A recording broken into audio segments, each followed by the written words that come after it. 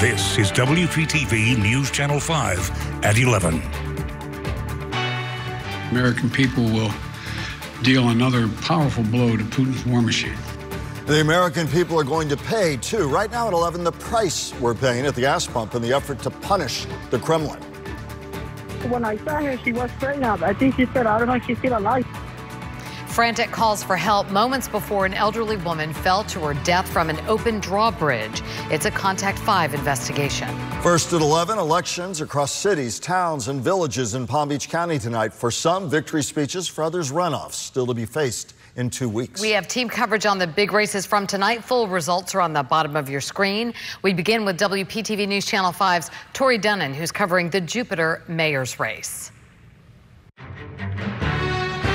Alon Coffer and Jim Koretsky, both town council members, say they wish it was over, but they are ready for this runoff race now. Now, both say the race is a battle for the heart and soul of Jupiter, balancing growth and the small town feel. They say they will continue working hard over the next 2 weeks to gain even more votes. I'd like to thank the residents of Jupiter for coming out and supporting me. It was very humbling, and I'm very grateful.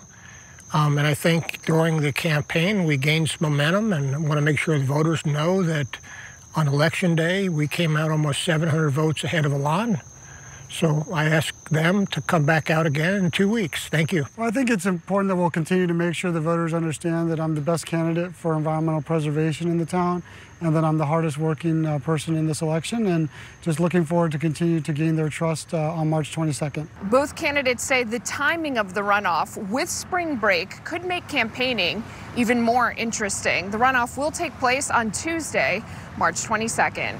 In Jupiter, Tori Dunnan, WPTV News Channel 5. I'm Brianna Nussbaugh covering the Boynton Beach mayoral race. City Commissioner Ty Pensurga will become the next mayor of Boynton Beach and the first openly gay mayor and Asian American mayor of the city. Pensurga, a high school chemistry teacher, has spent almost 3 years on the city commission.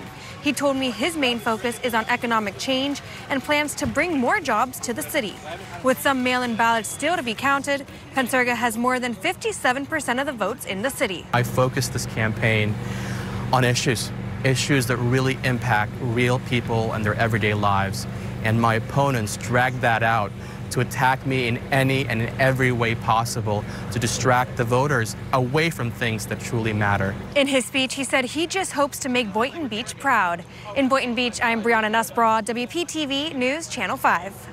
I'm Kemarel Eppinger covering the mayor's race here in the city of Riviera Beach. And although there are still some mail-in ballots that need to be counted, it appears the race is headed to a runoff.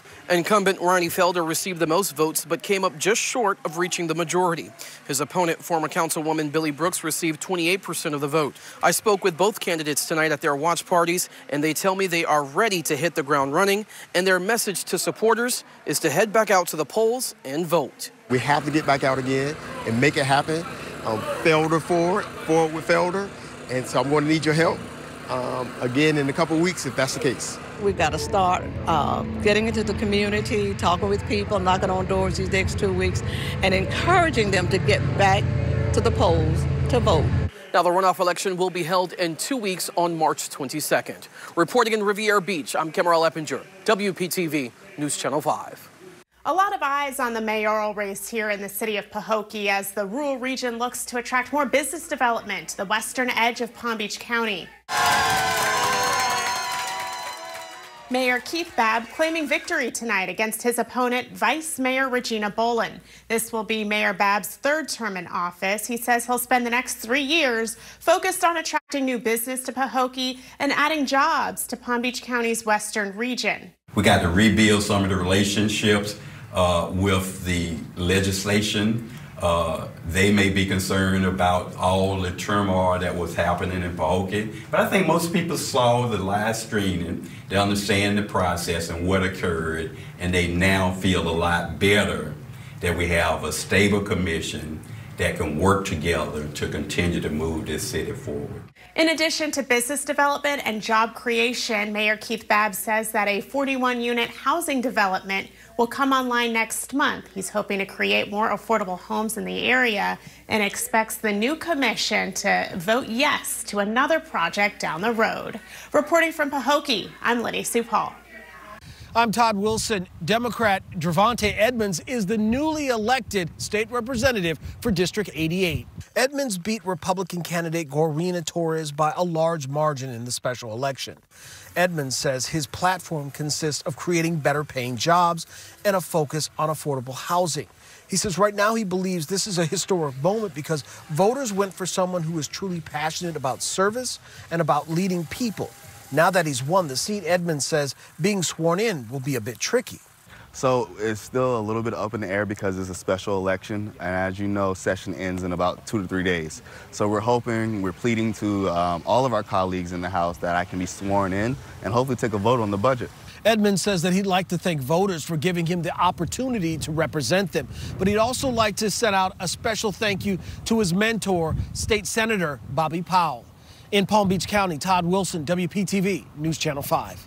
And WPTV is your home for election coverage. You can find results on WPTV.com. Use this QR code or click on the tab at the top of the homepage. Turning to weather now, tonight the humidity making a comeback this week. And that's bringing the chance for some showers as well. We check in with First Alert meteorologist John Gerard. John. Yeah, Michael Kelly, you guys said the magic words, humidity and showers. It sounds like, a summer pattern, very unusual for March. We've got Viper radar indicating a few showers well to our north going up toward the Space Coast tonight, but out of harm's way, no lightning with that, and we're going to get through tonight without seeing any more rain across the Palm Beaches and the Treasure Coast. Should be high and dry tonight, but look at these. Breaking news from Contact 5. We're hearing the frantic call for help moments after the Royal Park Bridge opened, killing a 79-year-old woman who was trying to cross it. West Palm Beach police released the 911 call to Contact 5 investigator Michael Buchner. The call for help came from a witness who says he saw the woman fall to her death. We obtained the 911 calls through a public records request. I want to warn you, parts of this call may be disturbing. 911, where's the location of your emergency? Oh, I'm here by the bridge. 79-year-old Carol Wright had just fallen to her death after the Royal Park Bridge opened while she crossed it February 6th with her bicycle. A man who was there told a 911 dispatcher what he saw. She was in the middle of the bridge when the bridge is starting up, and I was with my skateboard. And I saw her, when I saw her, she was straight up. I think she said, I don't know if she's still alive. The caller, who was on his way to work, told dispatchers he watched her fall. Did she fall on cement or did she fall in the water? I think on cement. The span where Wright died belongs to the Florida Department of Transportation and is manned by bridge tenders from Florida Drawbridges, Inc.